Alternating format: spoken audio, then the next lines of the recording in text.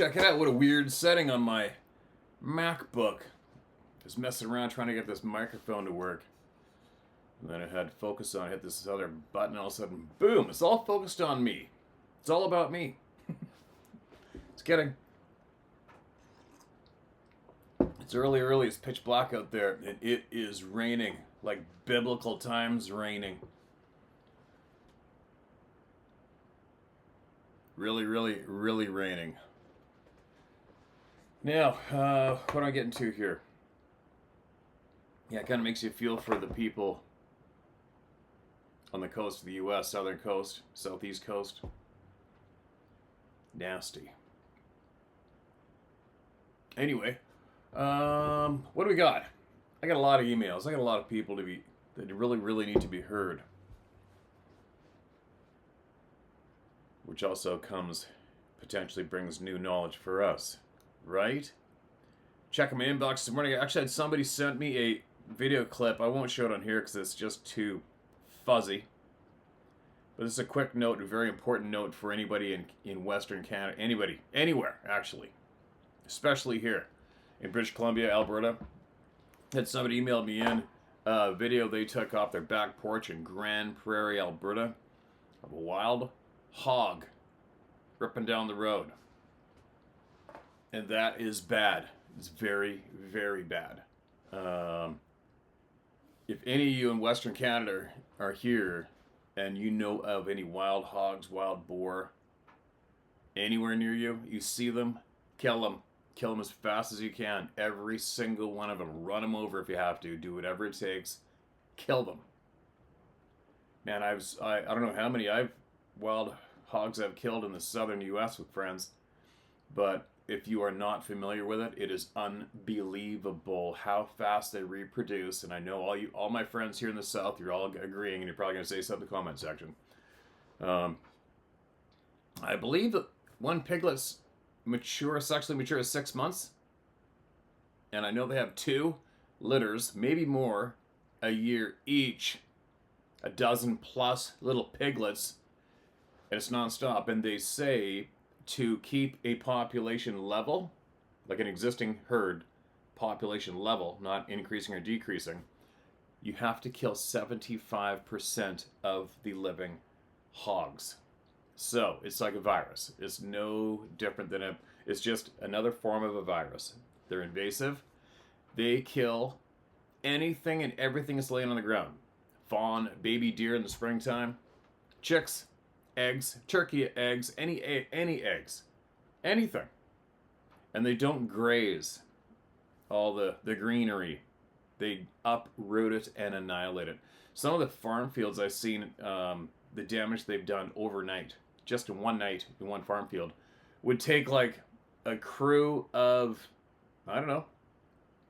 20 people with picks and shovels and wheelbarrows if you had to do it by hand and try to keep up with their snouts. You're not going to do it. It's unbelievable. I think it's billions of dollars in crop damage a year in the U.S. alone.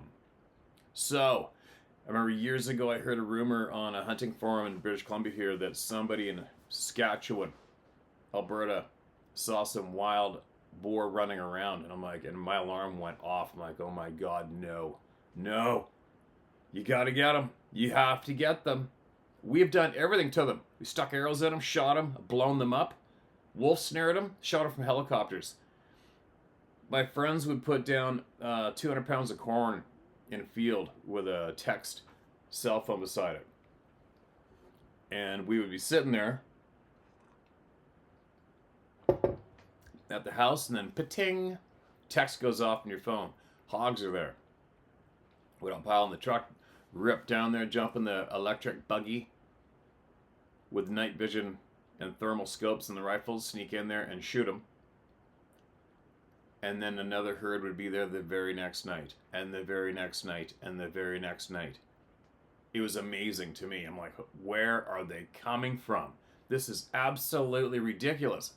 Like, I wanted to put a radio collar on one, just out of curiosity. Are they traveling that far? Are they like nonstop on tour? You couldn't shoot them all. It's absolutely unbelievable. And yeah, we grabbed up a whole pile of them, put them on a flat deck trailer, and took them to some communities in southern Alabama, or no, it's not southern Alabama. I think it was like we're like Midwest Alabama. We take it to communities, give them to everybody until finally said that's enough. We can't take anymore. Okay, absolutely amazing. So, any of you, and this is in Grand Prairie, Alberta. Anybody, you see wild hogs, run them over, shoot them, do whatever it takes, get them. It's not good. Not good. Real bad. There's my opener rant for the morning. If you can hear a background sound, it's rain. It is unfreaking believable out there.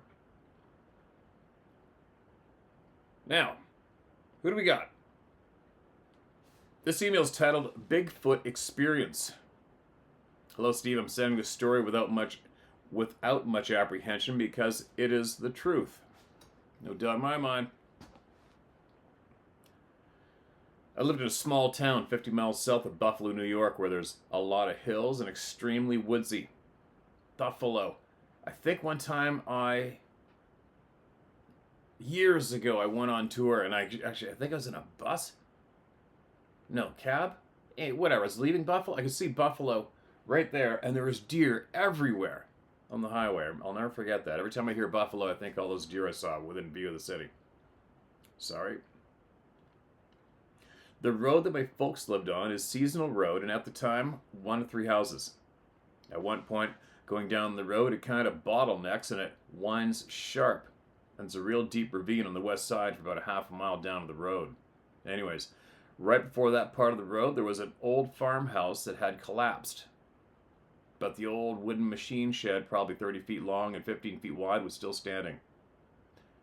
Myself and a couple of guys that lived on that same road were out on a bike ride that day because 35 years ago, that's what we did before the internet. We got out of the house and did shit. I've forgotten to mention that I was 14 and the two brothers were 13 and 15. We started looking around the old building and decided to see what was inside. It was pretty dark inside, even though it was fall in the middle of the day. Being nosy kids, we just kept going. We all of a sudden, in the back of the building, saw, and I do mean we, a large being with 2 red eyes start to stand up. How do I know its eyes were red? Probably because there's enough light that we could have made eyes shine, that it could have made eyes shine to the back of the building. I can't tell you how tall the thing was.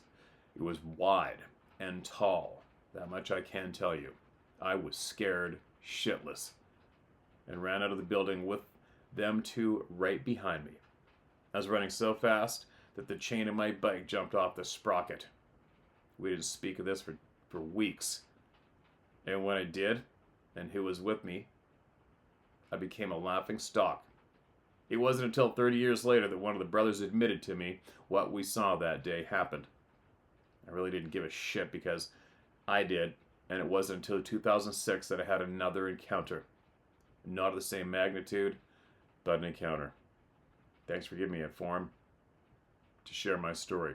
You can use my name if you want. Take care, and thanks for being a balls to the wall kind of guy. All right, man. Blake, appreciate you, man. Appreciate you. If you're still here hanging out, you know you're not alone, that's for sure, right? You gotta feel bad for the humans that can't take honest information and honest knowledge. Don't you feel bad for them when it comes to any topic, not just this one?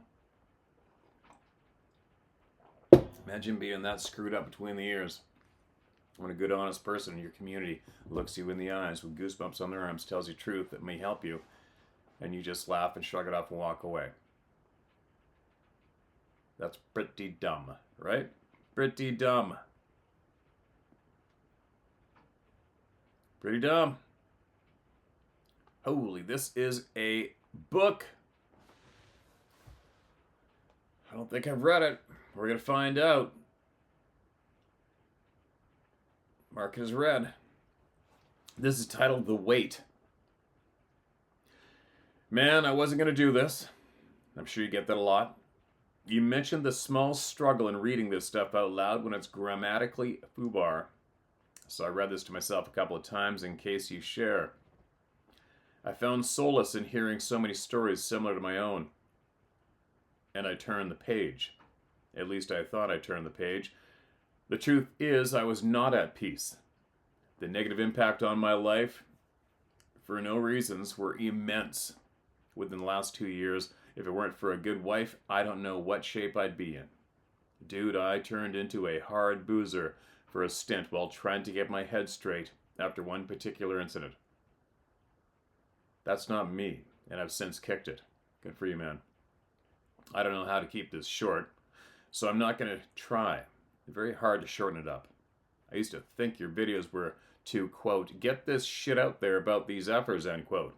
And recently realized, for some people like myself, it's more to get it off your chest. And I have a pretty big chest, dude. My friends back home call me the Vanilla Gorilla. I read this one. I've read it a long time ago.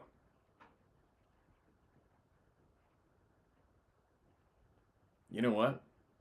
It sounds like this might help somebody with that opener, though, right? And I'll bet you there's probably 100,000 people here that haven't heard this. What do you think?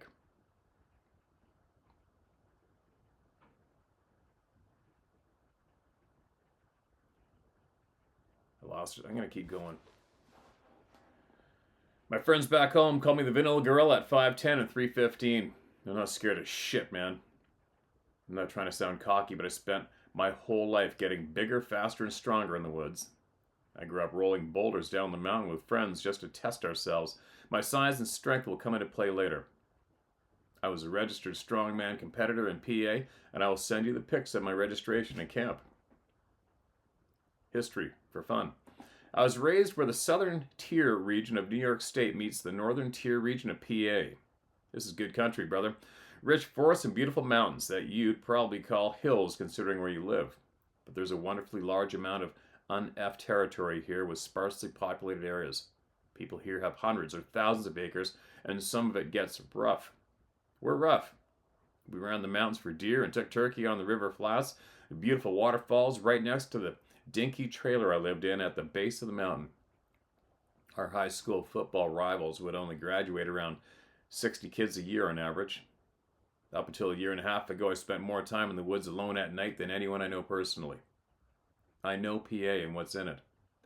There's no bumbling bear, running deer, rabbit cry, coon fart, or owl screech that could scare me, shake me, because I'm in tune with what people typically know are out here. Over the course of the last 2 years, I slowly realized I might not be the baddest effing thing in the woods here. In fact, I was flat out wrong. I didn't know this until I moved. I moved to the southeast area of PA for work. Down here is much more populated, and I can't stand that. I'm a welder fabricator by trade, and I become foreman in a decent-sized shop from the 2016-ish until the mandated shutdowns a few months back. I'd lost myself in work the first couple of years and became fairly obsessed with 75 to 90-hour weeks every week. I regulated my own time so there was nobody to tell me to go home. That's my personality. If you're going to do something, then you better not quit until you're on empty. My tank was getting low after a couple of years, and I needed to get outside to reconnect, a bit on weekends at least. I'm lucky enough to live right next to several state parks. One is less than 2 miles away. Hell yeah, I love fishing, and I started slaunch hunting hard again. Staunch hunting, probably you meant, sorry. You know I read it word for word. We got it. I didn't want any 3-pounders, though. I wanted the she-piggies, the lunkers. This means trial and error and different methods at precise moments. Weather is a massive part of this process, as you well know. I started to find the big girls hit later, and they wanted top water, and I mean between 10 p.m. and 2 a.m. at this one particular area. Sure, I could get decent fish all day with a Texas rig or frog, but a true slaunch donkey bites at night on a buzzbait or whopper plopper. I was doing this all year round for almost 2 straight years. I'll send along pics and maps for credibility's sake and to give you the whole picture. I'll also send you a list of details I'd rather you kept to yourself in the event that you read all this and share any at all. You can share anything you want. If you don't respond or share, I think I'll feel better the second I hit the send anyway. I don't know why I feel that way, but I do. It reminds me of the same human aspect when you talked about how people won't speak about something right after it happens. It's like the other end of the same spectrum regarding human nature. Backstory complete. If you need more information, just ask and I'll help if I can. As you read the incidents themselves, I need you to keep in mind that I didn't have any energy or interest in Sasquatch or their tendencies like throwing shit, the effing screaming, the hushed talking, the stalking, etc. If I knew 2 years ago what I know now, I would have reacted to these very differently or been able to avoid it entirely. Isn't that what this is also about, though? Educating and destigmatizing this shit? I'll spare theatrics as much as possible for these since it's already drawn out. Here it goes. Incident 1, the splash. Saturday night at approximately 8:30 p.m. in late fall 2018, the last people in the entire lake area, from boaters to hikers and parking lot area, had cleared out about an hour and a half prior. I was ripping a new buzz bait for topwater and tinkering with a new underwater jig called a rage blade, since I always bring 2 rods. It makes a lot of noise underwater, and it's easy for the bass to find when combined with a soft, stinky creature bait trailer. When I think back, I realize the woods were dead silent. Not a peep besides my buzz bait. I probably chalked it up to that time of year. Everything was hunkering down for winter. The splash couldn't have been anything other than a small boulder. Not a rock. Like the 200 to 300 pounders I was lifting in the pictures I sent you. I lift and throw these damn things for exercise and fun, so I know what it takes. This thing must have been chucked from the top of the dike because there weren't any loose rocks on the far side of the cove I was in, and I didn't hear anything moving anywhere near me. Nothing.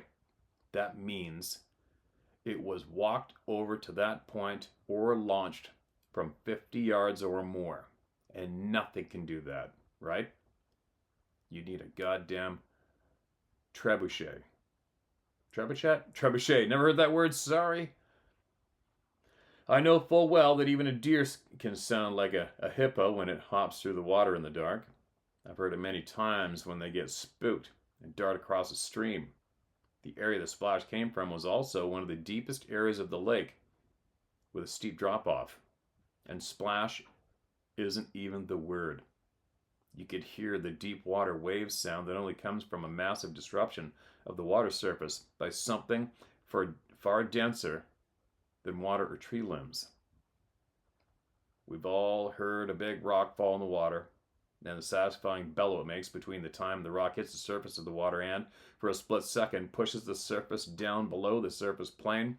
And when the rock finally breaks through the surface of the water and the water envelops the top of the rock with a watery crash. It sounds dumb as hell to break it down that far, but think about it. Picture it. I've had a lot of time to think about it. And went as far as watching video specials about water displacement. Hear it in your head. Multiply that by an effing 100. I shit you not. If you've actually heard the sound and you heard this kind of splash before, you'd not recognize it as anything normal. It was too immense. It was a deep groan from the water that lasted forever because of how much water must have been pushed aside by the boulder that hit it. Beloosh. And I was effing out of there. That's the crazy part. Why? Why did I run so instantaneously? I didn't even know there was something there I should be afraid of, and I naturally ripped my lure off the water. I didn't reel it in. I ripped that thing off the water in one whip and somehow caught the thing like a ninja. I was instantly heightened somehow at that moment. I grabbed a tackle bag and second pull with one movement and went through the woods to my truck so fast I heard nothing but the wind across my ears. I got in the truck, chucked my bag and tangled messes in the back, started it up and turned the lights on, and in one fluid move I slammed it in reverse only to correct it forward in the direction I come from so I could see the tree line and splash direction. Why? Because of instincts that I wasn't acknowledged acknowledging at that point. I understood my fight instincts well. This was a different one entirely, and thank God it was powerful enough to take over my so-called logical processes when I didn't know what was happening. I did understand that feeling for quite a few incidents, if I'm being honest. It's alarming how much we've basically de-evolved to a point we can almost totally ignore our basic instincts. I believe you call it the sixth sense, or simply your gut telling you something. I remember taking a Snapchat about it and sending it to my siblings. The younger ones convinced me to get the app so we can all stay connected. I'm in the middle of 6 kids and we're all close-knit. I sent a snap of myself, pretty much making fun of myself for the whole thing. At this point in time, I knew what I heard. What I should have been asking was, why and how? Incidents number 2. Lights, whispers, and motors ? I still went to the lake at night regularly. My wife would go with me for a catfish often enough to call her an awesome wife, but not near as often as I was going. I got obsessed with evening fishing for donkers, and it was well worth it to go a week or more of nothing and then pull out a 6-pounder. I was going after work and almost every weekend. I felt alive again, and I'm not too proud to say that ego has a bit to do with it. What an awesome thing to banter about and hold over the heads of your brothers and friends during a time of year that even the most dedicated anglers are only fishing for Black Friday bargains. And this is where things start to meld together, and I don't even realize it. If you want to hear more about the fights and the detail, it can be a separate email. I'm only mentioning it because even though I'm new to this topic in general, it seems a lot of circles associate these bright light orb buggers to Sasquatch, and I don't know enough to make my own assumptions there. At least I know enough to know that I don't know. Maybe it's something you can elaborate on a video. I'd love to hear what you think. Anyway, if I saw a light in the sky I thought was odd, I started to record what I could since it became frequent. I didn't know if it was a hot spot or the things, or if it was just from being near wide open sky at night, like when you're on a lake. Anyone that went fishing with me there saw them as well, and there's no denying them, since I found local reports about them from time to time on YouTube. If nothing else, it was fun stuff to pass the time between bites, and who doesn't love to just look up at the beautiful night sky anyway, right? After a while, I stopped filming these things because I started to hear what I assumed were whispers, and sometimes straight up hushed voices some nights. I could never tell what they were saying. It was like listening to Charlie Brown's teacher. You knew there was a conversation, but for some reason, you just can't make out the words. Looking back, I think I stopped recording the lights just so I could pay more attention to the unsettling idea that a group of people would want to, dare I say, spy on me. For a bit, I chalked it up to people night fishing for caddies, since it was a good spot for it. The issue was it was always from the far side in the park. As time went on, it was more unsettling because the park is not open to campers from October to spring. Gates lock every night at dusk. No vehicles in the parking lot of my side for hours, if at all, by the time I'd start hearing stuff. The weird part is that if people were over there, it meant they'd hiked in from a ways away. Not an odd concept, but you're not allowed to be in there anyway. Even if they hiked in frequently or knew a shortcut, there was no reason for it. Everyone knew where the channel cat and bullheads were, and it was the opposite side of the individuals. Always seemed to be, so why risk it? Sorry, where the individuals always seem to be, so why risk it? It's not like I always to their spot, because they had to have been there before me, or would have seen or heard them making their way over there. I even wondered briefly if it was a couple of park rangers who had nothing better to do in off hours and thought I was nuts or suspicious for always being there at night. Maybe they thought I was up to no good, since the parking lot did have issues being a remote location between 2 populated areas. On several occasions I heard what I thought was a motor of a golf cart or small trail buggy. but starting and stopping, again and again. It reminded me of a gas-powered golf cart, how you hit the gas and the motor turns on. Let off the gas, the motor stops, again and again. This was the only explanation for the sound I could find for myself at the time. But back up home, everyone and their brother had a quad, a dirt bike, or the well-to-dos had a side-by-side, an ATV. There was no denying the deep, muffled rumble of a motor. On, off, on, off, on, off. What the F? This contributed to the unlikely spying ranger theory because they're the only ones that would have a machine like that in there. I talked to the rangers regularly, so I doubted this option very much. We had a good relationship, and I'd never asked them about it because by this point, I'm already feeling a bit crazy. And this is where I don't realize that these small occurrences are adding up to my uneasy demeanor during the time period. When I was there, I was straight up paranoid while I fished that spot. Trying to make sense of all this as time goes on really only makes you more paranoid because you eventually realize you're being watched. There's no denying that feeling. There was a constant sense of alertness when I was there, and it grew so slightly over time that I didn't take my own hints. I believe I was being given hints too. I've seen a dilapidated van parked there running late at night, a homeless druggie living in a van, or maybe drug dealers waiting for me to leave. Someone wanting to rob me or break into my truck. Not super common there, but it does happen there. It couldn't be. I would have seen people pull in and no thug is going to hike miles night after night scouting me. And thugs wouldn't scare me because I finished off a hell of a lot of fights as a bouncer through college. I wasn't afraid of group scuffles. Just get in there. People don't fight fair in remote places at night either, so I usually had a pistol on me or in the truck close by since I started migrating closer and closer to the truck over time. I now fish much further from the splash spot for some reason. Brave, not stupid. This was taking my peace from me, and I began to act out. At this point, I can say I was finally on edge. I started saying shit back. Why not?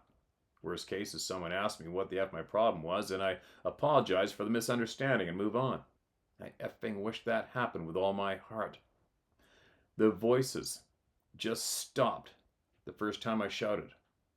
At first I thought that was it since I called them out and they didn't respond. Like, I know you're there, idiots. What are you doing anyway? And they can just F off now, right? Nope. Whispers came back shortly after, but from further down the way, closer to the dike that led to my side. Goodbye. Gun or not, I don't need bullshit like that. I said before that I had no problem handling trouble that came my way, but that doesn't mean I look for or welcome it. I left. I didn't go back for a couple of weeks because I was bugged the hell out. Now I was a little jumpy away from the lake too. Sorry, you guys. Now I was a little jumpy away from the lake too. It was spilling over into the rest of my life. Why would anyone be watching me like that? Is it just there?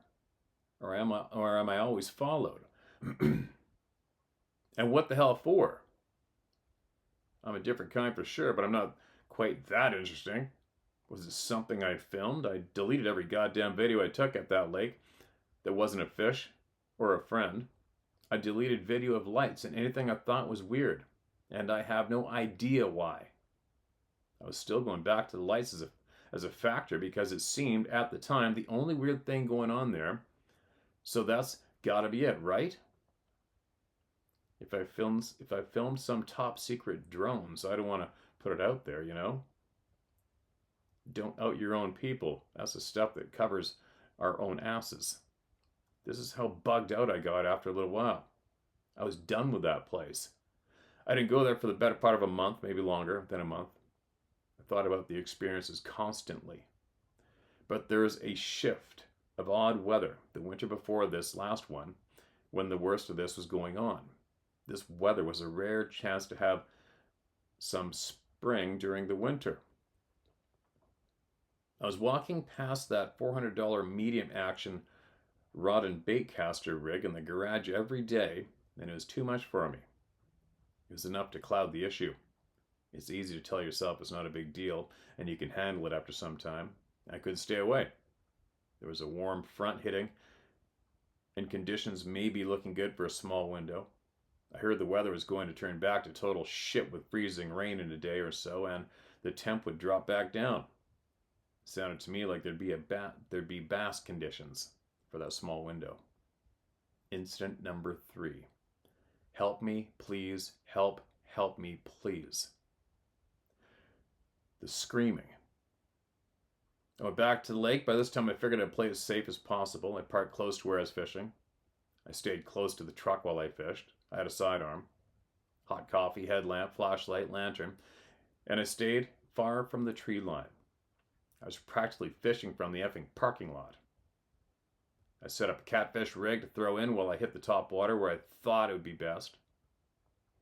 Obviously, the best place is in the woods near the cove. But that was out for me after dark. Done. I had a line in and I was tinkering with different topwater baits, and I heard what I believed to be a blood-curdling, bone-chilling, piercing scream for help. The strongest sound, man. I couldn't believe the power of this voice that cut through the air. It kept going, help me, please, help me, please. I dropped my shit and rocked the slide before the rod hit the ground and walked toward the screams behind me. The screams were past the truck, across the road, and beyond the tree line. I had 20 black talons in my canic, plus a spare mag in my pocket. I've always been a bit of an adrenaline junkie, so I can embrace and use that kind of rush in intense situations, but this was so different, dude. I felt like a cold wind was blowing on my bare bones while I headed toward the sound.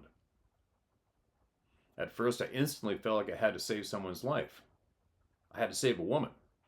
It was a woman in distress at first thoughts, and I had to save her from whatever was chasing or attacking her, right? Anyone would, especially me. In fact, this is probably the only effing thing that could get me to set aside my gut fear and caution to go into the woods there at night, to save someone, to save a life. This is probably the only bait I would ever, this is probably the only bait I would ever bite on. Are you picking up what I'm throwing down, brother? I charged the tree line hard. For some reason, I stopped dead in my effing tracks at my truck. I can't say that I couldn't move. It was more that I wouldn't move. When I thought about what was happening, something in me knew full well that it wasn't a person, and here's why. It was too loud. It was too sharp, too strong. It resonated in the air and in my chest way too hard. It was enough to almost hurt your ears, and it was crushing in general. The sound hurt me somehow in a way I can't explain. I screamed back, "Where are you?" And the shit stopped.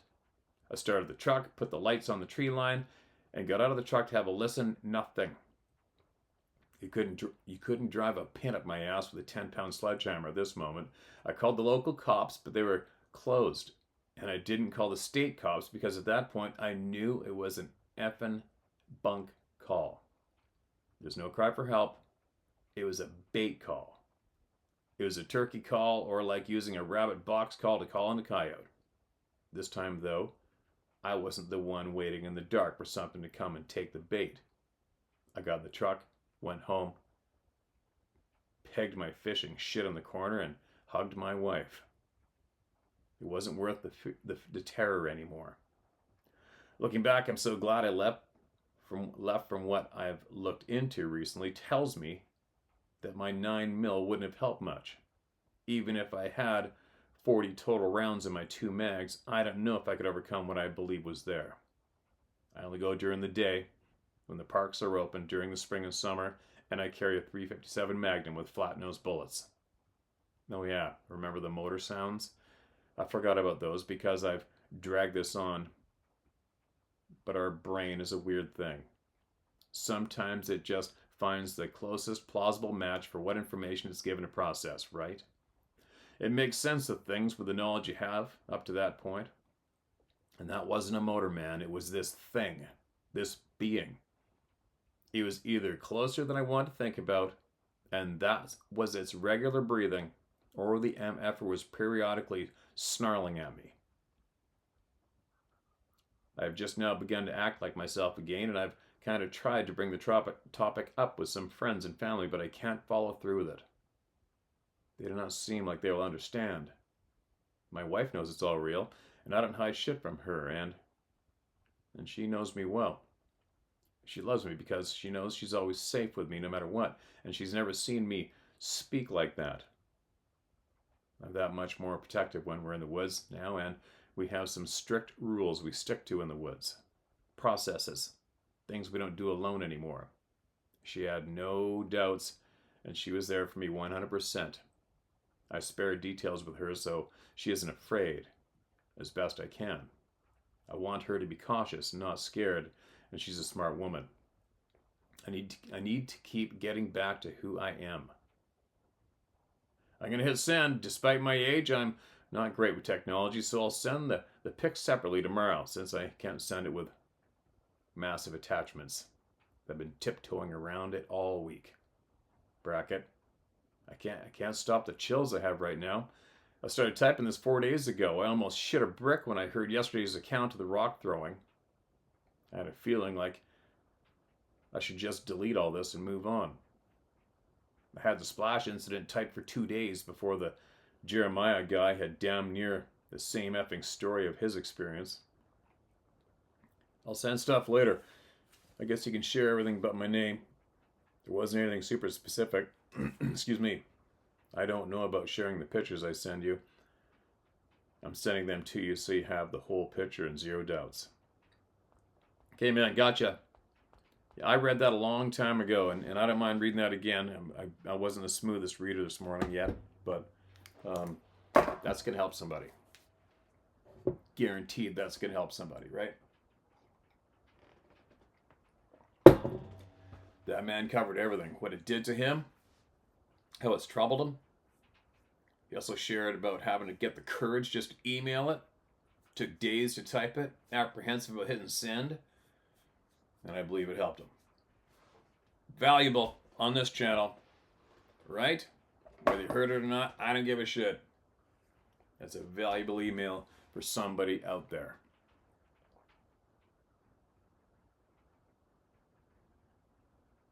What do we got here?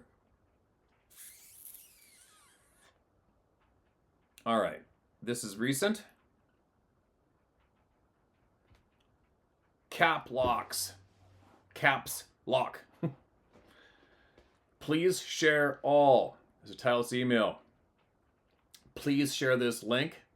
The U.S. Gov has made it so the military can help law enforcement with riot control. Elections are coming soon. With a link. All right, I got that. Side note, we've been shadow banned here big time. Because the last few videos we talked about some topics that the controlling psychos don't want us talking about freely. Doesn't that makes me like have violent thoughts. I'll admit it. When I see firsthand how our speech, our ability to speak to each other about whatever we want is suppressed, that makes me want to seek and destroy. Sorry. Not sorry. But yeah, this channel, every time we have brought up some topic that's taboo, the channel gets almost fizzled to nothing. Intentionally. And people get unsubscribed. What can we do about it? I don't know. Keep going. Just keep going. But anyway, yeah. I've had a handful of people email me about apparently, allegedly, just recently the U.S. military has been given a green light to fire on civilians. Look into it. Don't shoot the messenger. Look into it. Might not be true. Might be. But I've had it messaged to me a million times in the last 24 hours. I've been watching this channel since 2020. Love you and what you're doing. Yes, I've seen two Sabe. First when I was 11. First when I was 11. In 1980, I was 12, sometime between Thanksgiving and Christmas. I was mad about my sister for something. I don't remember what. So I kicked her radio flyer runner sled down the sled run on the back of the hill we lived on in Independence, Missouri. My brother Max and I were walking back to the house from being outside all day. We got into the house. He snitched to Dad. Dad told me to go and get it, or I wasn't getting dinner. It was after dark, about 6 p.m., so out I went. Out there east of Highway 7, north of Blue Springs, and it always felt creepy after dark. Started walking from the house. I got to the back fence, climbed through, started down the hill. Mind you, there was about 6 inches of snow, clear sky, 3/4 moon, so I could see everything. I made it about halfway down the hill, maybe 150 yards from the fence, and I stopped.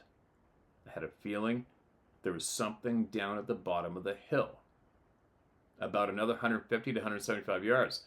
There was an evergreen tree down there. It was 12 to 15 feet tall. Kind of feeling creepy, looking at the tree. Not tunnel vision, seeing the tree and everything else, but the tree was my main focus. Then, someone/something stepped out from behind / in front of the tree. It stood there for a few seconds, then it turned and walked into the woods by the creek. How did it look? Big. Man shape. Close to the same height as the tree. And it walked and moved like a man. So then I did exactly what any 12-year-old would do. I turned around and hauled ass for the house. For the life of me, I can't remember running the house, but I did. I remember I went inside and told my dad that I was going to my room. And he grabbed my left arm, pulled me in front of himself, and asked me, "What did you see out there?" I told him the truth, because anything else was an ass whooping. He said, "Yep, get your dinner, then get to bed. You can get your sister's sled in the morning."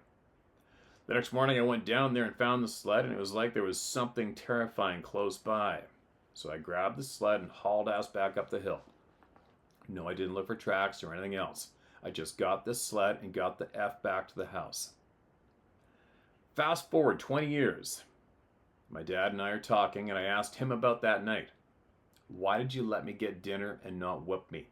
And he told me this. "James, when you came in the house, I knew there was something wrong. You were white as a ghost. Then when I grabbed hold of your arm, it felt like I was holding onto a jackhammer. You were shaking so much. So I wasn't going to punish you for getting the shit scared out of yourself." I asked him if he ever seen anything like that, and he said he had. "So what happened, Dad?" He said, "Nope, I ain't talking about that." The second one that I saw was during the summer of 2023. I was driving for an Amazon delivery service out in the sticks. That's the countryside for you city folks. Anywho, I can't remember exactly where I was, but I was approximately 13 miles south of Overland Park, Kansas. Driving down this road and came to a T intersection. It's after dark, so my headlights are on high beam. Straight in front of me, across the road, there was a tall, dark, hairy man in the trees. Side note, at this point in my life, I've been watching and listening to Steve and the Roundtable of Knowledge since 2020.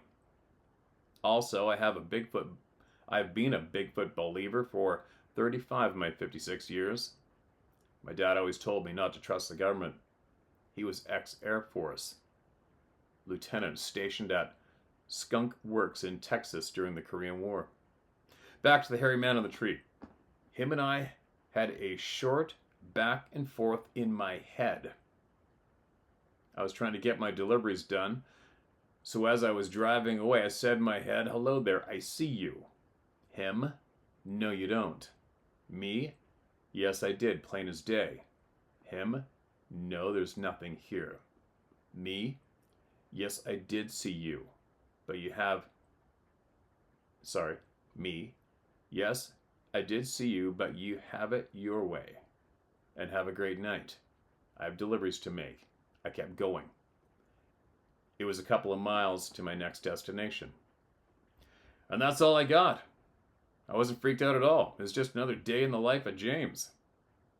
I've seen far too many things firsthand done by evil, vile, disgusting humans to even remotely come close to scared. Steve, I pray for you and all of yours. I pray that all of the good people in North America can win the shitstorm that is coming before our elections. I love my country. I'll gladly die on my feet.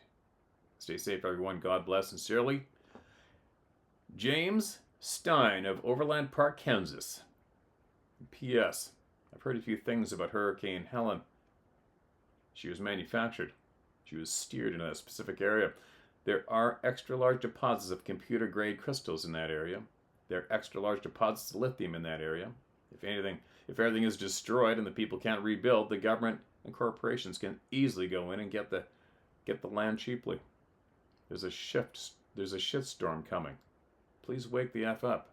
Our current governments do not like you and will not help you, especially if you have any firearms.